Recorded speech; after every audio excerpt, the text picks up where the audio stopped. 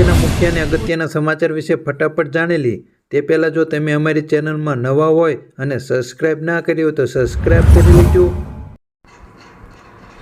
Ranchi test મેચમાં ભારતની શાનદાર જીત। ભારત અને ઇંગ્લેન્ડ વચ્ચે ચોથી ટેસ્ટ મેચમાં ભારતે ઇંગ્લેન્ડને હરાવ્યું। 5 વિકેટે ભારતે ઇંગ્લેન્ડને આપી માત। ભારતે 3-1થી ટેસ્ટ સિરીઝ પોતાના નામે કરી લીધી છે। આર અશ્વિને 6 વિકેટ અને રવિન્દ્ર જાડેજાએ લીધી। આગળના અને મહત્વના સમાચાર વિશે વાત કરીએ તો લોકસભા માટે ગુજરાતમાંથી પહેલું ઉપનામ ફાઇનલ। લોકસભાની ચૂંટણી પહેલાં પ્રદેશ ભાજપની સેન્સ પ્રક્રિયા। ગાંધીનગર લોકસભા બેઠક પર સેન્સ પ્રક્રિયા પૂર્ણ।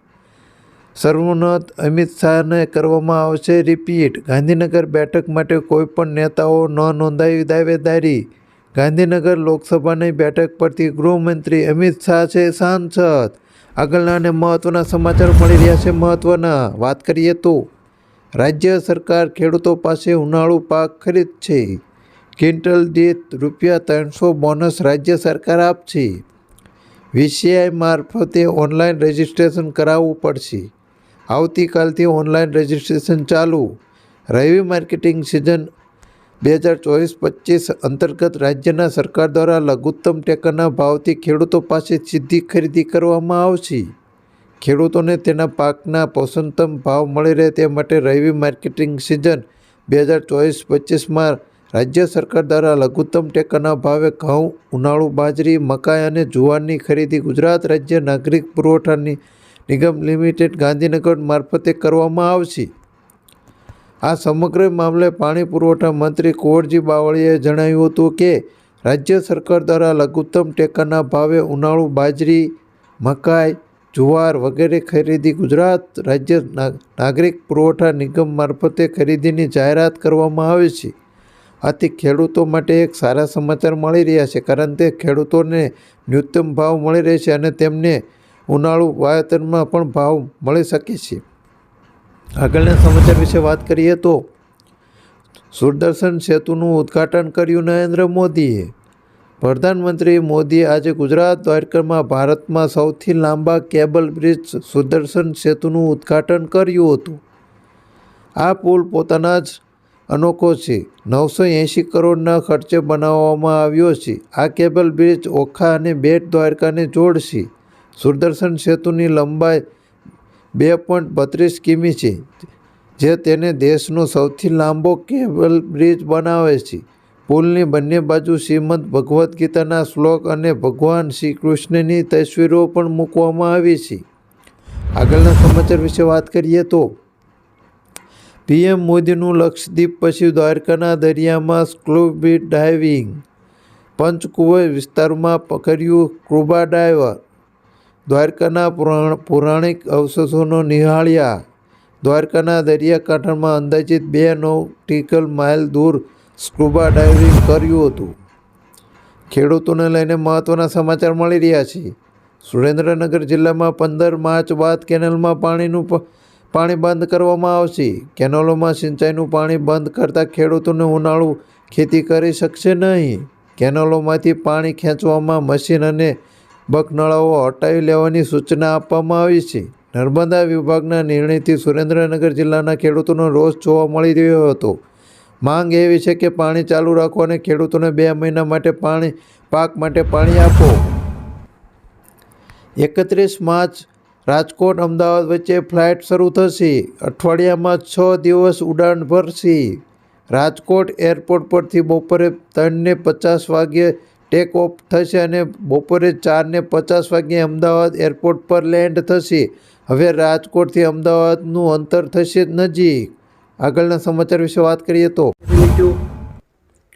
હવામાનને લઈને મહત્વના સમાચાર સામે આવી રહ્યા છે। હવામાન વિભાગે આગાહી કરી છે કે આગામી 5 દિવસ વાતાવરણ સૂકું રહેશે તેમજ 3 દિવસ તાપમાન યથાવત રહેશે, જ્યારે 3 દિવસ બાદ તાપમાનમાં સામાન્ય વધારો થવાની શક્યતા છે। ત્યારે હાલ 24 કલાકમાં તાપમાનમાં આવેલા ઘટાડામાં ઉત્તરના પવનો ફૂંકાતા ઘટાડો આવ્યો છે, જે પવનની દિશા 3 દિવસ બાદ પૂર્વના પવનો ફૂંકાશે, જેના કારણે તાપમાન વધશે. 2 દિવસ સુધી લોકોને ઠંડીનો અહેસાસ થશે અને બપોરે ગરમીનો પણ અહેસાસ થશે. વતનમાં વડાપ્રધાન નરેન્દ્ર મોદીને લઈને મહત્વના સમાચાર આવી રહ્યા છે. 24 ફેબ્રુઆરીએ રાત્રે પીએમ મોદીનું જામનગરમાં થશે આગમન.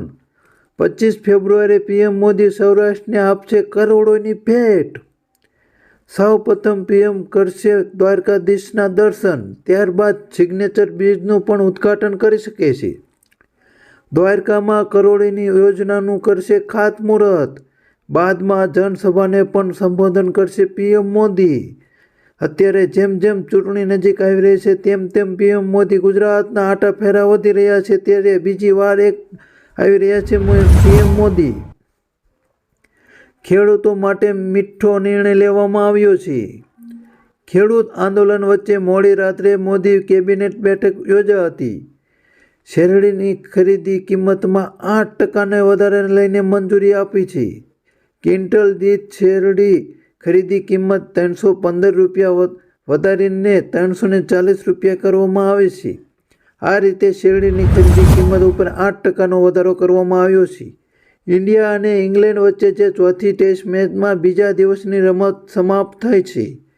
ઇંગ્લેન્ડે પ્રથમ દાવમાં 353 રનમાં ઓલ આઉટ થઈ ગયું છે, ત્યારે ટીમ ઇન્ડિયા 7 વિકેટના નુકસાને બનાવ્યા 219 રન. યશસ્વી જયસ્વાલે શાનદાર સદી ફટકારી શકે તેવું લાગી રહ્યું છે. આગળના સમાચાર વિશે વાત કરીએ તો કપાસના ભાવને લઈને મહત્વના સમાચાર સામે આવ્યા છે. ભાવની વાત કરીએ તો કપાસના ભાવ 25 થી 50 વધીને હલકા માલના ₹1200 થી 1300 પ્રતિ મણના અને સારા માલના ₹1400 થી 1450 અને 1500 પણ મળી શકે છે. તેવી જ રીતે રૂના ભાવમાં 55,000 થી 55,500 અને બેસ્ટ ક્વોલિટીમાં 56,000 પ્રતિ ખાંડી થયા છે. વૈશ્વિક ઉત્પાદનમાં લગભગ 25% હિસ્સો કુલ કપાસ એ સૌથી મહત્વપૂર્ણ રોકડ પાક અને એ છે અને વૈશ્વિક ઉત્પાદનમાં લગભગ 25% હિસ્સો ધરાવે છે.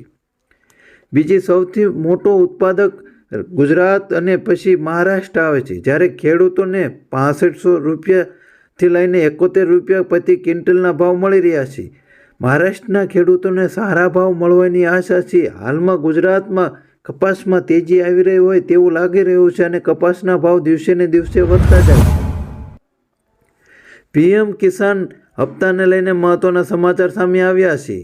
શું તમે પણ પ્રધાનમંત્રી કિસાન સન્માન નિધિ યોજના સાથે જોડાયેલા છો? શું તમે પણ પીએમ કિસાનના 16મા હપ્તાની રાહ જોઈ રહ્યા છો? તો તમારા માટે પણ એક મોટા સમાચાર સામે આવ્યા છે. ટૂંક જ સમયમાં તમારા ખાતામાં પીએમ કિસાનનો 16મો હપ્તો આવશે. તેના નવીન અપડેટ હપ્તાની રિલીઝ તારીખ જાહેર કરવામાં આવી છે. ફેબ્રુઆરી મહિનાના અંત પહેલાં પીએમ કિસાનના હપ્તા ભરી તમારા બેંકમાં આવી શકે છે. ખેડૂતો લઈને સારા સમાચાર સામે આવી રહ્યા છે. પીએમ કિસાનનો હપ્તો તમારા ખાતામાં ટૂંક જ સમયમાં આવી શકે છે. બ્રેકિંગ ન્યૂઝ આવી રહ્યા છે. આપ અને કોંગ્રેસ વચ્ચે ગાઠબંધન. લોકસભા ચૂંટણી 2024 માટે આમ આદમી પાર્ટી અને કોંગ્રેસ વચ્ચે ગાઠબંધનનું સત્તાવાર એલાન કરવામાં આવ્યું છે. ગુજરાતની 2 બેઠક ભાવનગર અને ભરૂચમાં આપ ચૂંટણી લડશે. દિલ્હીમાં 4 બેઠકો પર આપ અને 3 પર કોંગ્રેસ લડશે ચૂંટણી. જો કે પંજાબમાં બંને પાર્ટીઓ સામસામે લડશે ચૂંટણી. હાલમાં લોકસભાની ચૂંટણીને લઈને બધી જ પાર્ટીઓ પોતપોતાની તૈયારીઓ ચાલુ કરી દીધી છે. ટૂંક જ સમયમાં તારીખ